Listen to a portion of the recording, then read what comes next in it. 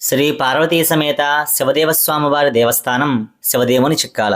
సంతానం లేనివారు ఇక్కడికి వచ్చి అభిషేకం చేయించుకుని కొబ్బరి మొక్క నాటితే సంతానం ప్రసాదిస్తారు స్వామి అని చెప్తుంటారు.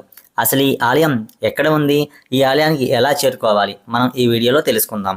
శివదేవుని చిక్కాల ఆంధ్రప్రదేశ్ పశ్చిమ గోదావరి జిల్లా పాలకొల్లుకి 8 కిలోమీటర్ల దూరంలో ఈ శివదేవుని చిక్కాల అనే గ్రామం ఉంటుంది. అలాగే భీమవరానికి 15 కిలోమీటర్ల దూరంలో ఈ ఆలయం ఉంది. 2 పంచారామ క్షేత్రాలు, అటు క్షీరారామలింగేశ్వర స్వామి పాలకొల్లు, ఇటు భీమవరం గునుపోడికి మధ్యలో ఈ ఆలయం అనేది ఉంటుంది. దూరం నుంచి వచ్చే భక్తులు ముందుగా పాలకొల్లు కానీ భీమవరం కానీ చేరుకుని అక్కడి నుంచి శివదేవుని చిక్కాలు చేరుకోవాలి. ఎక్కడి నుంచి అయినా సరే బస్సు సదుపాయం అలాగే ట్రైన్ సదుపాయాలు ఉన్నాయి. ఆలయం లోపలికి ప్రవేశించాక ముందుగా మనకి ఈశాన్యంలో పెద్ద నుయ్యి కనిపిస్తుంది. అక్కడ మనం ముందుగా కాలు కడుక్కోవాలి. ఆ అనంతరము కూడా పక్కనే నవగ్రహాలయం మనకు దర్శనమిస్తూ ఉంటుంది. ముందుగా మనం ఆ నవగ్రహాలకి దర్శనం చేసుకోవాలి. నవగ్రహ ఆలయానికి 9 ప్రదక్షిణాలు పూర్తయిన తర్వాత మనకి ధ్వజస్తంభం దర్శనమిస్తుంది. ఆ ధ్వజస్తంభం నుంచి ప్రారంభం చేసుకుని శివాలయం చుట్టూరా 3 ప్రదక్షిణాలు చేసుకుని రావాలి.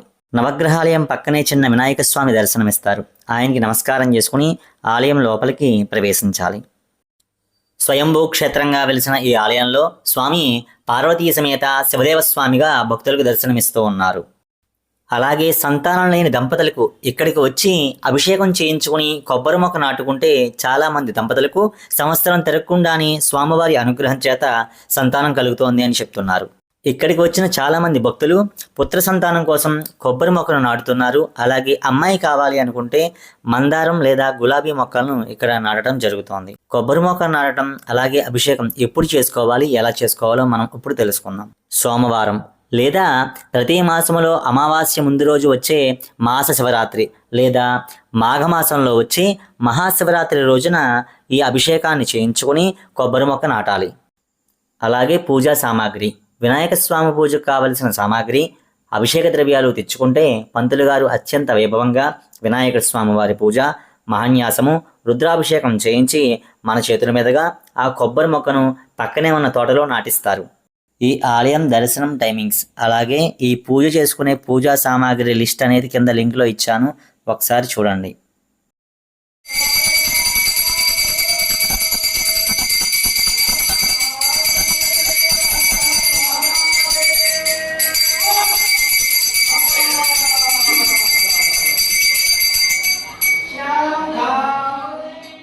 ఒక కొబ్బరి మొక్క నాటితేనే భక్తులకు సంతానాన్ని కలిగించే స్వామిగా దర్శనమిస్తున్న శివదేవ స్వామి వారి యొక్క స్థల పురాణం ఒకసారి మనం తెలుసుకుందాం.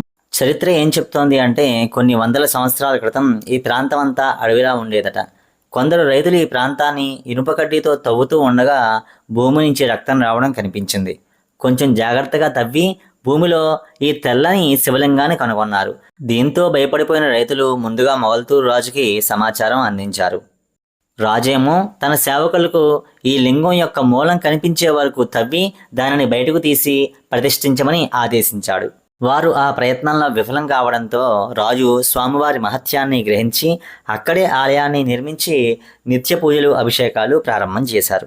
శివరాత్రి సమయంలో అయితే లక్షలాది మంది భక్తులు ఇక్కడికి వస్తుంటారు. స్వామివారికి సంతానం కోసం అభిషేకాలు చేయించుకుని పక్కనే ఉన్న తోటలో కొబ్బరి మొక్కలను నాటుకుని వెళ్తుంటారు. అత్యంత వైభవంగా ఆ శివరాత్రి రోజున అన్నదాన కార్యక్రమాలు జరుగుతూ ఉంటాయి. ఇక్కడ ప్రతి శివరాత్రికి రథోత్సవం, స్వామివారి కళ్యాణ మహోత్సవం, లక్ష కుంకుమార్చన కార్యక్రమాలు జరుగుతూ ఉంటాయి. అభిషేకం పూర్తయిన తర్వాత దంపతులిద్దరూ కూడా కొబ్బరి మొక్కను తీసుకుని మీరు చూస్తున్న విధంగా ఆలయ ప్రాంగణంలో ఉన్న తోటలో కొబ్బరి మొక్కను నాటుకుంటారు.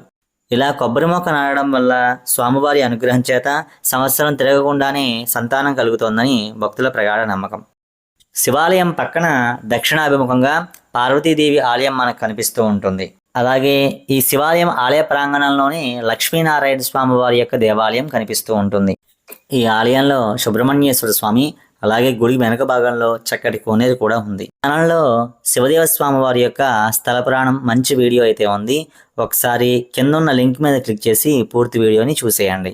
నా ఈ ఇన్ఫర్మేషన్ మీకు నచ్చినట్లయితే ప్లీజ్ వీడియోని లైక్ చేయండి. లైక్ చేయడం వల్ల ఈ వీడియో 10 మందికి షేర్ అవుతుంది.